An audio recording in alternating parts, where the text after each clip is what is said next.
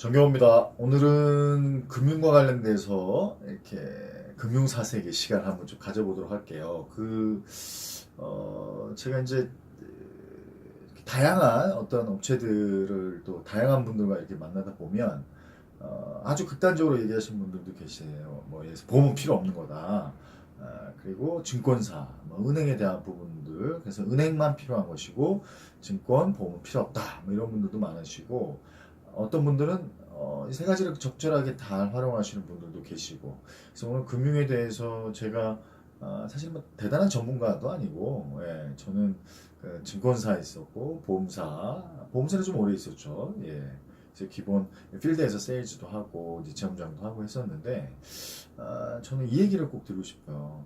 이렇게 제가 유튜브 이제 다른 분들의 강의를 듣다 보면 아주 단도직입적으로 보험난 되지 마라 이렇게 하시는 분도 계시는데, 그거 굉장히 위험한 발언이죠.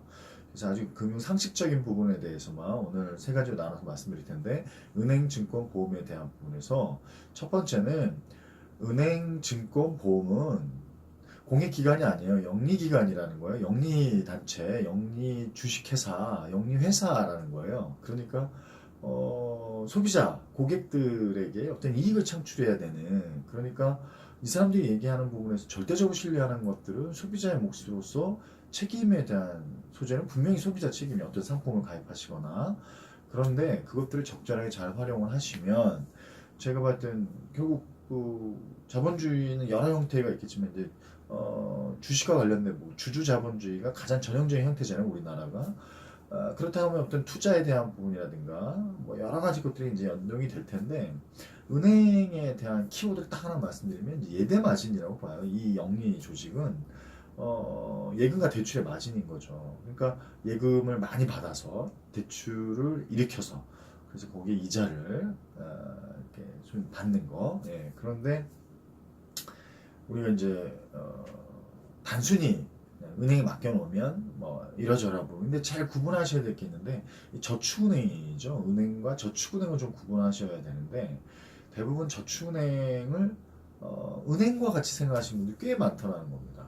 그러니까 무슨 저축은행, 무슨 이렇게 나오는 것들은 일종의, 그냥 표현하기 쉽게 말씀을 좀 드리면 상호에 대한 부분에서 저축은행이기 때문에 은행이나 시중은행으로 생각을 하시는데, 마을 금고다 이렇게 생각하셔도 됩니다. 그러니까 떤 일정의 자본을 가지고 그 자본, 그러니까 대표적인 게 뭐 시중은행은 거의 그럴 일이 없지만 저축은행 같은 경우에는 여기서 폐업하고 다시 개업하고 막 이런 부분들이 일어나는 경우 왕왕 있고, 그래서 대표적인 게 부산저축은행, 솔롬저축은행 기억나시죠? 그래서 어, 이제 만약에 부도가 나게 되면, 폐업을 하게 되면 예금자 보호법이 5천만 원밖에 되지 않아요. 이 얘기는 내가 어떤 금리적으로 봤을 때 이자를 좀 시중은행보다 좀 높게 하기 때문에 좀 많이 받는다 이렇게 생각하셔서 무리하게 넣는데, 굉장히 위험한 행동이 있을 수 있다는 겁니다. 그러니까 저축은행은 최대한 만약에 하신다면 5천만 이상은 하지 않는 게 좋다라는 거고요. 5천만 원까지 만약에 부도가 났을 때 폐업을 하게 되면 그 부분까지는 예금자 보호법으로 보호를 해주기 때문에. 하지만 시중은행은 거의 그럴 일은 없죠. 다만 금리 자체가 낮고, 시중은행이 우리나라에 뭐 한 16개, 15개 이 정도 있다고 하면 저축은행 한 몇 개나 될까요? 뭐 대략적인 추산입니다만 450개, 한 400개 왔다 갔다 하는 것 같아요. 개업과 폐업을 계속 이렇게 하는 부분들에 있어서, 그래서 조금 좀 조심스럽게 저축은행 접근하실 필요가 있는 것이고, 증권사는 어떤 수익 구조를 가지고 있을까요? 그러면 증권사는, 그렇죠. 증권사는 예대마진, 은행의 예대마진과 다르게 뭐죠? 예, 브로커리잖아요. 수수료예요. 그러니까 주식을 사고 팔아야 거기서 나오는 수익으로. 근데 펀드 같은 경우가 일종의 이제 주식을 이제 대리로 이제 투자해달라 이런 부분인데, 이제 펀드를 투자를 하게 되면 수익에 대한 부분들을 책임은 누가 가져가게 될까요? 책임에 대한 부분, 그 소비자가 가져가게 돼요. 회사는 전혀 손실이 없어요. 전혀 손해가 없습니다. 왜냐하면 에, 선취 수수료, 후지 수수료, 운영 보수, 뭐 기타 이런 것들 때문에. 그래서 굉장히 위험한 부분일 수 있는 게, 그냥 투자에 대한 그래서 뭐 요즘 인덱스 펀드네 뭐 여러 가지 다양한 펀드 저도 증권회사에 잠깐 있었습니다만 뭐 다 그러신 건 아니겠지만 단적인 예로 말씀 좀 드리면 증권사의 지점장이 2분의 1이 증권 투자를 하지 않는다. 그래서 어찌 보면 굉장히 중요한 어떤 그 뭐 예측이나 어떤 그 뭐 이런 부분도 좀 필요하겠습니다만 사실 약간 인간의 광기도 좀 들어가 있기 때문에 이 주식시장 특히 증권과 투자와 관련된 부분에 있어서는 저는 이렇게 말씀드려요. 저도 하고 있습니다. 실제로 저도 손실을 많이 봤던 사람으로서 뼈아픈 등록금을 많이 냈었죠. 근데 이 얘기는 꼭 드리고 싶어요. 그 대세 상승이라고 할 수 있는 그러니까 일정 부분 국민연금이라든가 일정 부분 대장주라고 하는 부분들만 가져가셔도 그래서 그 부분들을 개인 적립식 펀드를 하시는 거 그래서 매월 얼마 정도의 그 상위 20개 종목 있잖아요. 뭐 S사부터 시작해서 여러 부분이 있습니다만 사실 뭐 가치주 뭐 여러 부분이 있습니다. 저는 대장주 중심으로 가면 최소한 손해 보지 않고 우리 한 가지 또 말씀드릴 게 지금 참 안타까운 게 있는데 저도 이제 어떻게 보면 개인 사업자다 보니까 근데 일반 주식회사에 계신 분들이 증권 투자를 안 하시더라도 연금을 퇴직연금을 해서 보통 주식회사 그러니까 증권회사에 많이 하시는데 보험회사도 있습니다만 이 퇴직연금 수익률이 몇 프로나 될 것 같으세요? 제가 봤을 때는 뭐 얼마인지 확인하셔도 뭐 지금 뭐 퇴직연금 뭐 검색해도 금방 나오죠. 제가 봤을 땐 1%가 안 되는 걸로 알고 있습니다. 그러니까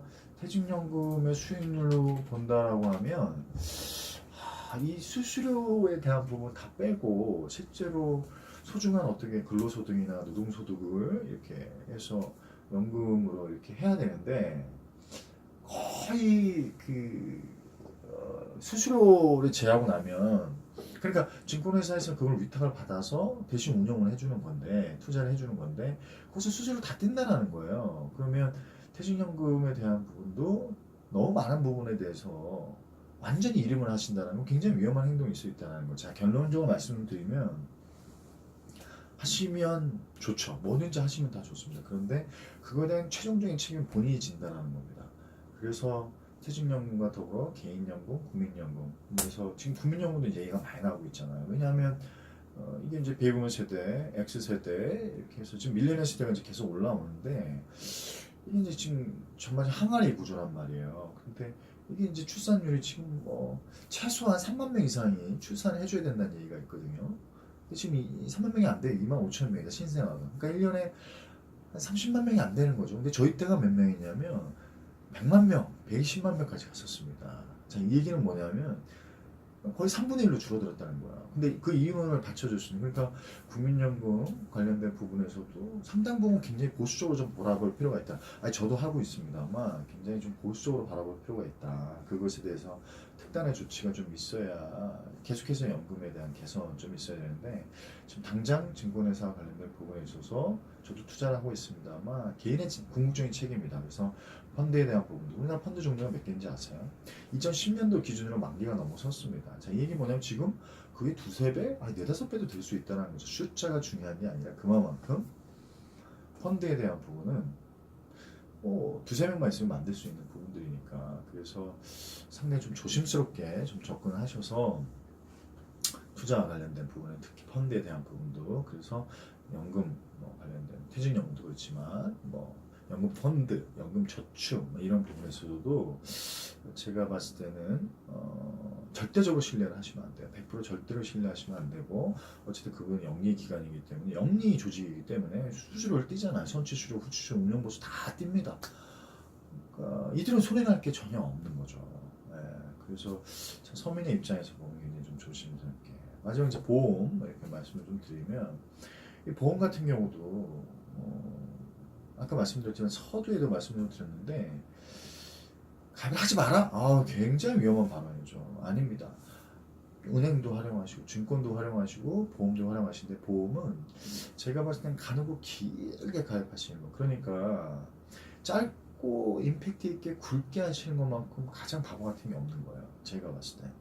그러니까 실손이 정액이 됐든 정률이 됐든 생명이 됐든 손해가 됐든 가는 걸 세게 납부하시는 게 가장 좋다라는 것이고, 그 부분에서 최소한의 내가 비용으로 받아들이는 부분들에서 아주 뭐라고 해야 될까, 부담이 가장 잘한 부분으로 아주 작은 부분으로 이렇게 쭉 진행하시는 거. 그리고 실제로 큰 장애가 문제가 되고 큰 질병이 문제가 되지, 아주 사소한 부분들은 사실 40만 50만 또, 그리고 건강보험도 좀 잘 돼 있지 않습니까? 그래서 제가 생각할 때는 종신보험, 기타 여러 가지 실손보험 하나 좀 하시고, 그것도 가장 낮게. 근데 거기에 또 만약 더 부담이 되신다 그러면 보장성 보험이라고 하잖아요. 그러니까 소멸성을 드시는 거예요. 그럼 진짜 비용 너무너무 저렴해지거든요. 한 3, 4만 원, 2만, 3만 원. 그런데 내가 아빠고 또 아들이고 또뭐 아내고, 근데 이게 유고시 일어날 수 있는 부분이다라고 생각이 들면 가는 거 길게 납부하시는 형태로 해서, 예. 그래서 30년나 뭐 40년나, 근데 뭐 60세, 70세 이후에 납부까지 하면 부담되시니까 2, 30년, 40년나. 그리고 보험회사가 망하는 방법이 뭔지 아세요? 보험회사 망하게 하는 방법 뭘 것 같으세요? 보험회사 망하게 하면 보험회사 이미지 되게 안 좋잖아요. 왜 안 좋습니까? 가입하고 해지하고 가입하고 해지하고, 이게 계속 반복되니까 그렇죠. 저도 지금 17년째인데 연차 하나도 안 했습니다. 왜냐하면 가장 부담 없이 물론 정리한 거 분명히 있죠. 근데 그렇게 계속 내가 최소한으로 이 부분만큼 유지해야 되겠다, 이거 계속 해 나가는 건데, 보험회사를 망하게 하는 방법이 뭐냐면, 종신보험 유지율이 몇 프로일 것 같아요? 10년차 유지율이 10%가 안 돼요. 90%다 해약한다는 겁니다. 그러니까 가입이 중요한 게 아니라 유지가 중요한 거잖아요. 그러니까 제가 생각할 때는 보험회사 다 망하게 하는 방법은 다 유지를 하는 겁니다. 끝까지 이렇게 멈추지 않는 거예요. 해약하지 않는 겁니다. 그런 보험회사는 망할 수밖에 없어요.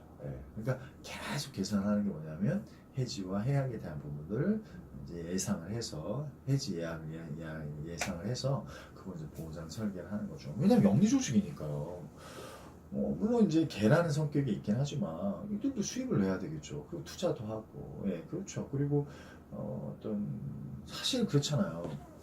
이제 납부할 때는 참 가입하기 전에 막 했는데 딱 가입한 순간 바뀌지 않나요? 뭐 얼마 지나고 나면, 그쵸, 내가 찾아 뭐 이렇게 보상을 좀 받으려면 계속 서류 내야 되고 뭐 이렇게, 그러니까 갑과 을이 바뀌게 되는 거죠. 그다음 잘 생각해 보세요. 2년만 딱 지나면 거의 신경 잘 안 씁니다. 이거 왜 것 같으세요? 보험회사 2년 지나면 신경 잘 안 써요. 왜 안 씁니까? 수수료 다 가져갔거든요. 수수료 다. 그게 선취 수수료예요. 어찌 보면. 그러니까 10년차, 20년차까지 유지하기가 쉽지 않은 게, 담당자도 특별한 베네핏이 없으니까 이걸 유지하기가 쉽지 않죠. 개인이 유지를 해야 되는데, 그 유지하는 최고의 방법이 뭐냐면, 그렇죠, 초심의 마음을 계속 유지하는 방법은 뭐냐면, 이거를 최소한의 부담을 경감시키는 거예요. 내가 납부할 수 있도록 최대한으로 가입하시는 게 아니라 가장 작고 낮게, 그래서 쭉 깔아주면서 길게 가시는 거죠. 은행증권보험에 대해서 참 드리고 싶은 말씀이 많은데, 제가 증권사, 보험사에 있었던 부분을 자신 있게 말씀드리는데, 지금 또 올해 설 전이잖아요. 설 전이니까 제가 가족들한테도 이 내용을 좀 알려주셔서, 퇴직연금에 대한 부분이든 소중한 근로소득이니까요. 그래서 제가 이제 사실 뭐 증권사든 보험사든 이렇게 금융사도 강의를 많이 나가는데, 그 부분들은 상호간에 책임인 것 같아요. 그래서 가입을 했으면 그 다음 이후부터는 많은 부분을 절대적으로 그쪽에게, 그래서 불만을 가지기보다는 그 전에 내가 철저하게 뭔가 이렇게, 왜냐면 저도 등록금을 많이 냈습니다. 저도 주식을 많이 날려먹었고 부동산도 많이 날려먹고, 결국 제 책임인 거야. 결국 궁극적으로는 내가 책임지는 거야. 아무도 책임져 주지 않습니다. 그것에 대해서. 그래서 은행, 증권, 보험에 대한 기초적인 상식을 좀 정리하셔서, 내가 좀 기본적으로 내가 재무설계사가 되는 거예요.